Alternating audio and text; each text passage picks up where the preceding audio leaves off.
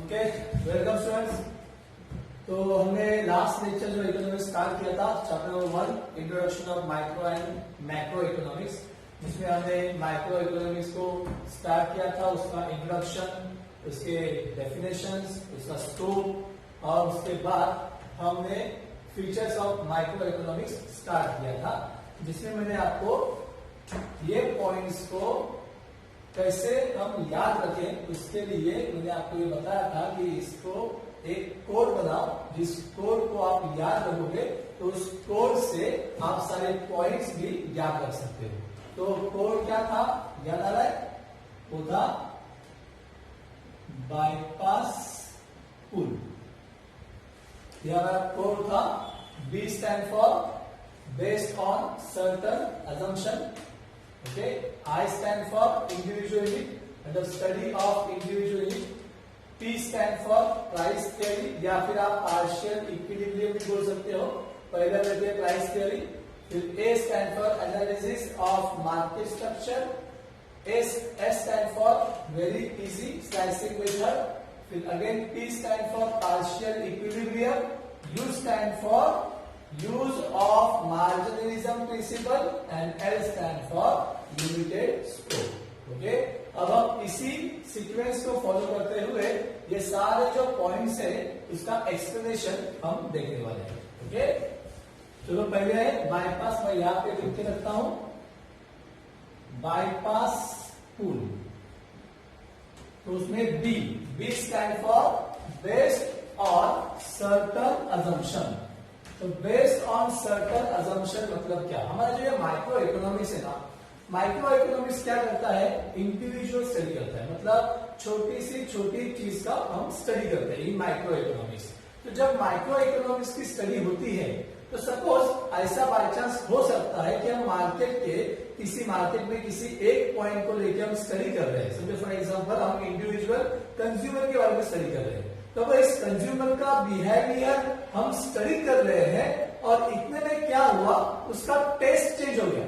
हम कंज्यूमर का सपोज हम ये स्टडी कर रहे हैं कि वो कौन से प्रोडक्ट परचेस करता है, उसे क्या पसंद है, तो उतने में समझो उसका टेस्ट चेंज हो गया। तो क्या होगा, हम जो स्टडी कर रहे हैं और हो जाएगा। तो ऐसे बहुत सारे पॉइंट्स होते हैं जिनको स्टडी करने के लिए बहुत टाइम लगता है, because it is a micro economic study.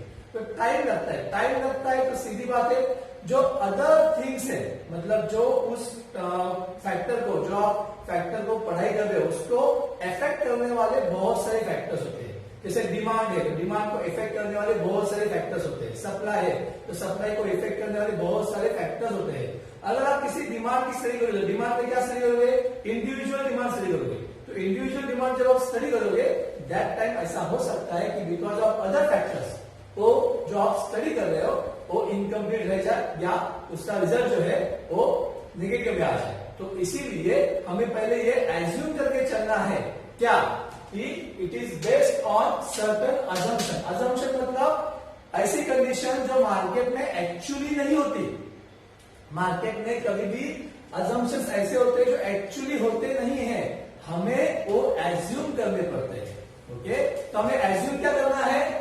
First thing ये other things remaining constant. Micro economic का कोई भी लॉ देखो, कोई भी लॉ, ओके, उसका स्टार्टिंग यही रहेगा, other things remaining constant. Okay, हम आगे 3 लॉ पढ़ने वाले हैं, law of marginality, law of demand, law of supply, जिसमें ये बहुत इंपॉर्टेंट होगा, other thing remaining constant, other thing remaining same. Okay, constant मतलब सेम। तो अगर ये सेम होगा तो ही हमारा माइक्रो इकोनॉमिक काम करेगा, वरना नहीं करेगा। ओके, सिक्विस पैरिबस मतलब वही, सिक्विस पैरिबस मतलब यही, अदर थिंग्स रिमेनिंग कांस्टेंट। वो किसमें होता है?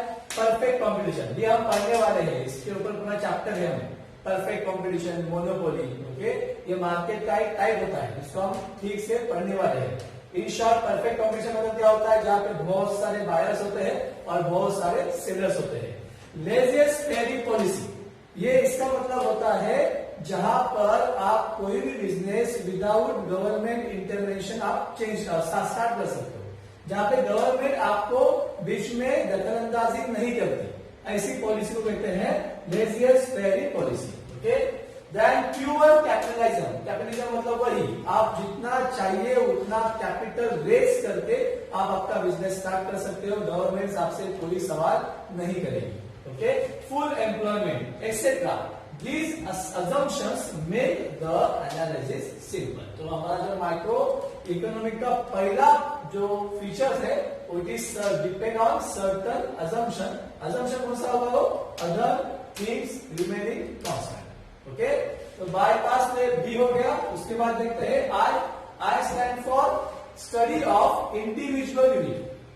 स्टडी ऑफ इंडिविजुअल, हमारा माइक्रो इकोनॉमिक का जो डेफिनेशन था उस डेफिनेशन में भी वही कहा है कि micro economic is the study of individual behaviour of individual unit. Okay, तो it is a study of behaviour of small individual economic unit. अब ये इकोनॉमिक यूनिट कौन कौन हो सकता है? It may be individual firm, company हो सकती है, या इंडिविजुअल प्राइस हो सकती है, या इंडिविजुअल हाउस हो सकता है, मतलब कोई भी एक घर। ओके, तो उसकी हम बात करेंगे यहाँ पर, मतलब इंडिविजुअल को ही पढ़ना है, ग्रुप को पढ़ाई नहीं करना है। ओके, उसके बाद P stand for price theory. Price theory मतलब क्या? हमें प्रोडक्शन तो पता है, जब प्रोडक्शन हो गया है, प्रोडक्शन के बाद बहुत इंपॉर्टेंट चीज होती है कि वो जो आपने बनाया हुआ प्रोडक्ट है उसका प्राइस कैसे तय करें। गुड्स या सर्विस आप दे रहे हो तो उसका प्राइस कैसे तय करेंगे? How to determine the prices of goods and services. ये अगर आपको प्राइस फिक्स करनी है गुड्स या सर्विसेज की तो आपको माइक्रो इकोनॉमिक की ही स्टडी करनी पड़ेगी। जैसे हमारा क्लास है, हमारे क्लासेस ने क्या किया है, हमारा क्लासेस ने 12 स्टार्ट किया तो 12 स्टैंडर्ड का एक फीस सिलेक्ट किया। अब ये फीस कैसे सिलेक्ट किया? हमने माइक्रो इकोनॉमी किया। मतलब क्या? हमने अपने मार्केट का जो स्ट्रक्चर है उसको डीपली स्टडी किया, एक एक यूनिट का स्टडी किया। ऐसे नहीं कि चलो भाई इस एरिया में ये ए क्लास का फीस इतना इतना है या ए क्लास का फीस इतना इतना है तो चलो अपना भी फीस इतना इतना होगा। नहीं, ऐसे नहीं होता। हमने क्या स्टडी किया? हमने जो हमारा गुड्स और सर्विस, अभी हम सर्विस की बात करते हैं तो ये सर्विस के लिए जो फैक्टर्स लगते हैं इसको हम फैक्टर्स ऑफ प्रोडक्शन कहते हैं, तो उनका हमें पहले कॉस्ट निकालना पड़ा। मतलब उसमें गाड़ी का रेंट आ गया, लाइट बिल आ गया, नोट्स का खर्चा आ गया, टीचर्स का खर्चा आ गया, ये सारे खर्चे हमने पहले फाइंड आउट किए, फिर उसमें हमारा प्रॉफिट मार्जिन ऐड किया और उसके बाद हमने सेलिंग प्राइस फिक्स की। ओके, ऐसे ही हर कोई कंपनी वाला क्या करता है? Prices of goods and services और we can say that cost of factors of production as well as factors of production, इनका जो कॉस्ट तय होता है ये आपको माइक्रो इकोनॉमी से ही मिलता है। So it deals with determination of the prices of goods and services as well as factors of production. Hence it is known as price theory. इसलिए इसको प्राइस थ्योरी कहा जाता है। ओके, उसके बाद है ए। ए मतलब एनालिसिस ऑफ मार्केट स्ट्रक्चर। अभी मैंने आपको बताया था कि हमारे पास परफेक्ट कॉम्पिटिशन टाइप मार्केट है, तो एक टाइप ऑफ मार्केट है, ऐसे बहुत सारे मार्केट है, तो उसको मार्केट का जो स्ट्रक्चर है उसको अगर आपको डिटेल में पढ़ना है तो आपको क्या करना पड़ेगा?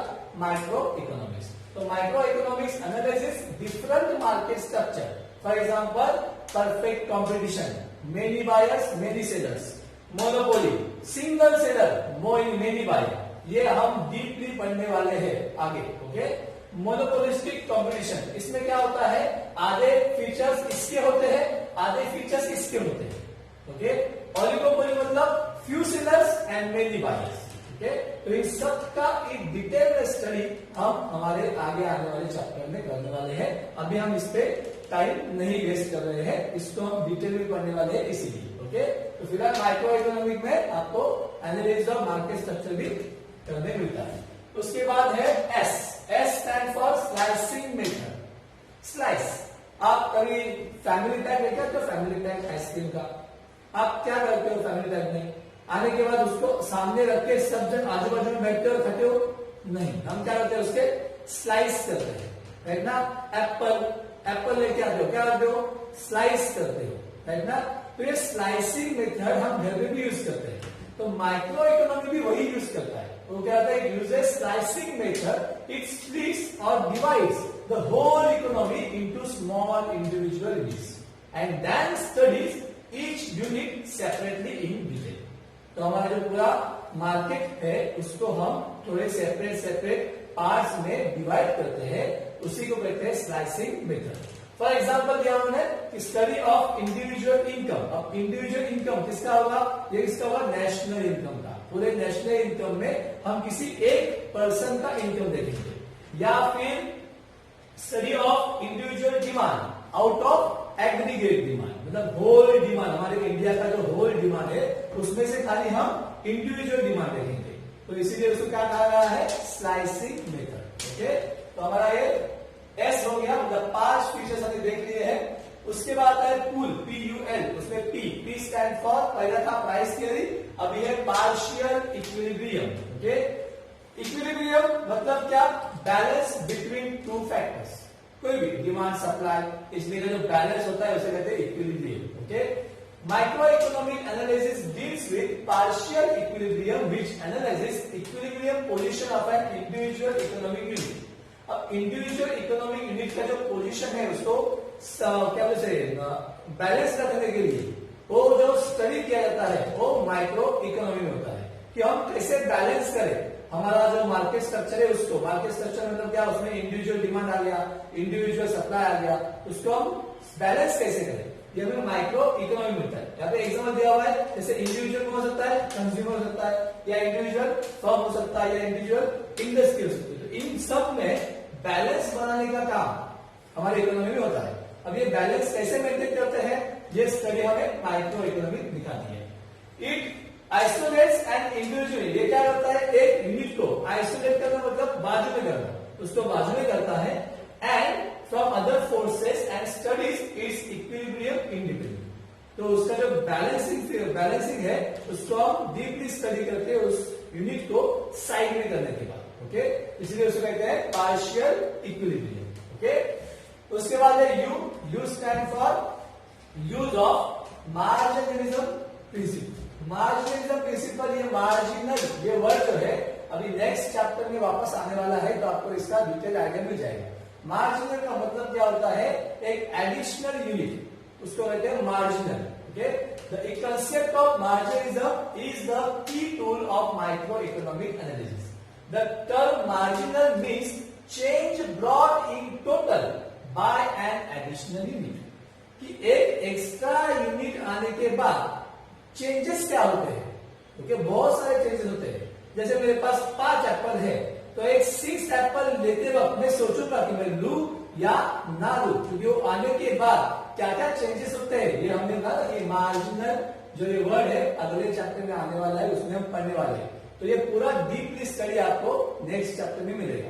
तो एक एक्स्ट्रा यूनिट आने के बाद जो चेंजेस होते हैं ये स्टडी माइक्रो इकोनॉमी में होती है। Okay, marginal analysis helps to study a variable through the changes. Producers and consumers takes economic decision using this principle. तो कंज्यूमर हो या प्रोड्यूसर हो, मार्जिनलिज्म के सहारे ही वो डिसीजन लेते हैं अपने इकोनॉमिक पॉलिसी में। मतलब कंज्यूमर डिसीजन लेता है कि हम परचेस करें या ना करें, और प्रोड्यूसर डिसीजन लेता है कि हम प्रोड्यूस करें या ना करें। ओके, तो use of marginalism principle. And the last one is limited scope. हमने पहले भी स्टार्टिंग में कहा था कि माइक्रो इकोनॉमिक जो है वो छोटे छोटे पॉइंट की स्टडी करता है, लार्ज पॉइंट की नहीं। ओके, तो इसीलिए इसका स्कोप जो है वो लिमिटेड है। The scope of micro economy is limited to only individual units. It doesn't deal with the nation wide economic problem. मैंने पहले भी कहा था आपको कि जो हमारे पूरे नेशन में चल रहा है, इंडिया में जो प्रॉब्लम चल रहे हैं उसका स्टडी माइक्रो इकोनॉमी में नहीं होता। जैसे फॉर एग्जांपल इन्फ्लेशन, प्राइस बढ़ना, डिफ्लेशन, प्राइसेस कम होना, balance of payment. Balance of payment का मतलब होता है difference between import and export. Okay, एक within specific period of time में आप जो इंपोर्ट करते हो और जो एक्सपोर्ट करते हो, बाहर से देश से हमारे देश में आना मतलब इंपोर्ट, और हमारे देश से बाहर के देश में जाना मतलब एक्सपोर्ट, इसका जो डिफरेंस होता है उस डिफरेंस को कहते हैं balance of payment. Okay, poverty, unemployment, population, economic growth, ये सब नेशन वाइड प्रॉब्लम है। इनका स्टडी माइक्रो में नहीं होगा, इनका स्टडी होगा मैक्रो में। ओके, तो इसीलिए इसको कहा गया है लिमिटेड स्कोप। ओके, तो स्टूडेंट्स हमने 8 पॉइंट्स देख लिए हैं। हमारा कोड था बाईपास पुल। ओके, तो उसके हिसाब से आप इसका सीक्वेंस चेंज कर सकते हो, कोई प्रॉब्लम नहीं है। बस आपको पॉइंट्स याद रखने हैं और उसके अंदर क्या लिखना है वो आपको याद होना चाहिए, तो आप उसको ठीक से एक्सप्लेन कर सकते हो। ओके, तो एग्जाम में अगर क्वेश्चन आया right features of micro economic, तो मार्क्स देख लेना। 4 मार्क्स के लिए है तो कम से कम 6 पॉइंट लिख दो। ओके, 6 मार्क्स के लिए है तो 8 पॉइंट लिखने जरूरी है, लेकिन मेरे ख्याल से 4 मार्क्स के लिए समय आएगा define and explain features of micro economic. Okay, तो अभी डेफिनेशन लिखो और पॉइंट्स में आप 5 या 6 पॉइंट्स लिख सकते हो, जो भी आपको इजी लगे वो आप लिख देना। ओके, अब इसके बाद हम देखने वाले हैं इसके next importance of micro economy. अब माइक्रो इकोनॉमी के फीचर्स देखे आपने, तो अभी ये जरूरत किसे है, माइक्रो इकोनॉमी की जरूरत किसे पड़ती है, कहां पर ये यूज होता है, इसका इंपॉर्टेंस क्या है, उसके लिए ये पॉइंट्स है। ओके, तो इसका भी जैसे मैंने अभी बनाया था वैसे आप यहाँ पे बना सकते हो, PFFEBUB, आप इसका कोई भी कोड बना सकते हो और उसको याद रख सकते हो। ये दिमाग आप लगाओ। ओके, कि इसमें हम कैसे याद रखें। ओके, तो इसका पहला है प्राइस डिटर्मिनेशन, फिर दूसरा है free market economy, foreign trade, economic model building, business decision, useful to government and basis of welfare economics. तो इन सब में हम अभी डिटेल स्टडी करेंगे। पहला है उसमें price determination.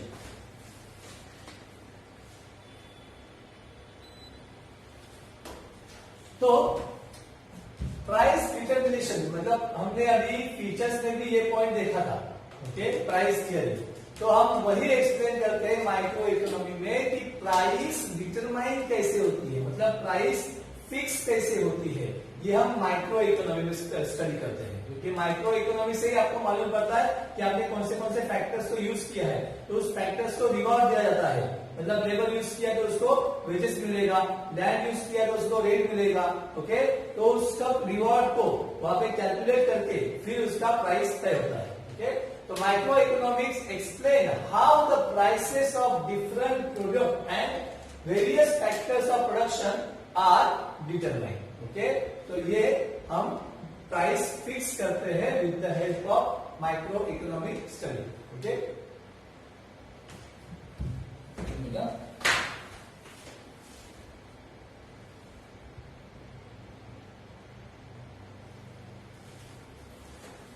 Next free market economy. Micro economics helps in understanding the working of a free market economy. Free market economy क्या होता है? Is that economy where the economic decisions regarding production of goods such as, मतलब ये जो production आप करते हो, कोई भी चीज का क्या करते हो, प्रोडक्शन करते हो, तो ये प्रोडक्शन करते हुए आप कुछ सवाल अपने आप से पूछना बहुत इंपॉर्टेंट है। पहला सवाल, व्हाट टू प्रोड्यूस, हमें प्रोड्यूस करना है तो क्या प्रोड्यूस करना है। आजकल का जो माहौल है, हमारा जो इकोनॉमी है वो थोड़ा चेंज हो गया है। अभी हर कोई प्रॉफिट के पीछे पड़ा है, मतलब ऐसा प्रोडक्शन जहां पे प्रॉफिट ज्यादा से ज्यादा होना चाहिए। मतलब यहाँ पे हम ये सवाल नहीं पूछते कि व्हाट टू प्रोड्यूस, हम ये पूछते हैं कि भाई इसमें हमें प्रॉफिट कितना मिलेगा। एंड दैट्स व्हाई हमारा एग्रीकल्चर सेक्टर जो पहले बहुत बड़ा हुआ करता था वो अब बहुत छोटा हो गया है, क्योंकि प्रॉफिट मार्जिन वहां पे बहुत कम है। तो उसके बाद हमारा इंडस्ट्रियल सेक्टर बढ़ने लगा था, फिर अभी इंडस्ट्रियल सेक्टर भी बंद हो गया है, कम हो गया है, बंद हो गया, कम हो गया है, क्योंकि वहां पर भी प्रोडक्शन जो प्रॉफिट मार्जिन है वो बहुत कम है। अब प्रॉफिट मार्जिन कहां पर है? In service sector. And because of that reason बहुत सारे इंडस्ट्री जो है वो सर्विस सेक्टर में कन्वर्ट हो गए, टेरिटरी सेक्टर। ओके, तो ये सर्विस सेक्टर में आपको क्या मिलता है? प्रॉफिट ज्यादा मिलता है। क्यों मिलता है प्रॉफिट ज्यादा? क्योंकि आप जो वहां पे बेच रहे हो वो चीज दिखती नहीं है। जैसे हमारा सर्विस आपको दिखता नहीं है। ओके, डॉक्टर जो चेकिंग करता है आपको दिखता है क्या? नहीं दिखता है। लॉयर जो सर्विस देता है आपको दिखता है क्या? नहीं दिखता है। जो दिखते नहीं ना उनके चार्जेस बहुत होते हैं, गाड़ी आप मैकेनिक के पास लेके गए, उसने सर्विस दिया, आपको दिखता है क्या किया उसने? कुछ नहीं दिखता है। वो खाली पार्ट्स का पैसा अलग से लेता है और सर्विस का पैसा अलग से लेता है। हाथ लगाएगा तो पैसा लेगा, है ना? ये जो सर्विस सेक्टर है इसमें प्रॉफिट मार्जिन बहुत ज्यादा है और because of that reason production factor कम हो गया है। प्रोडक्शन फैक्टर कम हो गया मतलब हमारी इंडस्ट्री बंद हो गई। इंडस्ट्री बंद हो गई मतलब अनएम्प्लॉयमेंट बढ़ गया। और आज का जो कोरोना का माहौल है जहाँ पे वर्कर्स को हटाया जा रहा है कंपनी से, कंपनी बंद हो रही है, बस रीजन यही है कि हमारा प्रोडक्शन सेक्टर बहुत कम है। वो कम होते होते होते होते अभी इतना कम हो गया है कि लोगों के पास काम नहीं है और लोग मतलब जो प्रोप्राइटर है या उस बिजनेस के मालिक है वो क्या कर रहे हैं? वो अपने बिजनेस को शिफ्ट कर रहे हैं in tertiary sector, service sector. Okay, तो व्हाट टू प्रोड्यूस, ये बहुत इंपॉर्टेंट चीज है कि प्रोडक्शन तो होना ही चाहिए। अभी हम बहुत सारे चीजों के लिए दूसरे देशों पे डिपेंड है। जैसे पहले अंग्रेज आए वैसे ही अभी कुछ और देश है जो हमारे इंडिया पे कब्जा करना चाहता है, जिसमें आपने सुना होगा कि चाइना का नाम फर्स्ट पे है। ओके, और आज का ही न्यूज है कि चाइना के 59 एप्स हमारे देश में बैन कर दिए हैं। ओके, तो ये चाइना के 59 एप्स है, ये आपको तो पता चला? नहीं, मुझे भी नहीं पता। क्यों नहीं पता? क्योंकि ये न्यूज हम तक नहीं पहुंचती। और वो एप्स मतलब क्या है? Service sector. तो आपको सर्विस देते हैं, है ना? शेयरिंग आप यूज करते हो, टिकटॉक आप यूज करते हो, सर्विस दे रहे, इसका कोई चार्जेस वो दिखता नहीं है और इसका प्रॉफिट मार्जिन बहुत ज्यादा होता है। अब ये पैसा ना जा रहा है उनके पास जा रहा है, हमारा पैसा उनके पास जा रहा है। तो बहुत इंपॉर्टेंट है हमें प्रोडक्शन देना। ओके, और प्रोडक्शन में पहला सवाल होता है व्हाट टू प्रोड्यूस। ओके, दूसरा सवाल है हाउ मच टू प्रोड्यूस, कितना करें। अब कितना करें ये तो बहुत इंपॉर्टेंट फैक्टर है कि वो पहले से ही बोल नहीं सकते कि भाई कितना करें। ओके, तो उसमें प्रोडक्शन तो आपको करना ही पड़ता है, फिर आगे प्रॉफिट होगा कि लॉस होगा ये डिपेंड करता है। Okay, how to produce, how to produce, ये ऐसे कुछ सवाल होते हैं। ओके, वेयर टू प्रोड्यूस, ये भी एक सवाल है कि भाई प्रोडक्शन दे तो कहां पर दे। अभी हमारे देश का प्रॉब्लम क्या है कि हम जहां पर बहुत सारी चीजें पहले से है वहां पे और चीजें लेके आ रहे हैं। मतलब हम हमारे जो रॉ मटेरियल है उसको हम ठीक से यूज नहीं कर रहे, तो वहां पे प्रोडक्शन होना चाहिए जहां पे वो है ही नहीं। हम वहां पे प्रोडक्शन करते हैं जहां पे बहुत सारा है, जहां पे बहुत कुछ वहां पे मतलब एक ही टाइप की दुकान आपको एक ही एरिया में बहुत सारे मिलते हैं। जैसे कपड़ों की दुकान बहुत सारे मिलेंगे, है ना? लेकिन देखो वो इस्त्री वाला, तो इस्त्री वाला क्या बोलता है, आयरन वाला, वो इस्त्री वाला वो बहुत मुश्किल से मिलता है। चक्की वाला, आटे वाला, वो भी बहुत मुश्किल से मिलता है। वो एरिया वाइज जाते हैं, उस एरिया में से 4-4, 5-5 लोग नहीं मिलते आपको, वो बराबर से बिजनेस करते हैं। और बाकी ये जो बिजनेस कर रहे हैं, कपड़े वाले हो या ये गेहूं चावल बेचने वाले हो, ये दुकानदार बहुत सारे शॉप आते हैं, सोनार, ओके, जो सोना बेचते हैं, गोल्ड वाले, ये भी। तो कहां पे प्रोड्यूस करना है ये भी एक बहुत इंपॉर्टेंट सवाल है। Okay, are taken at individual levels, there is no intervention by the government और एनी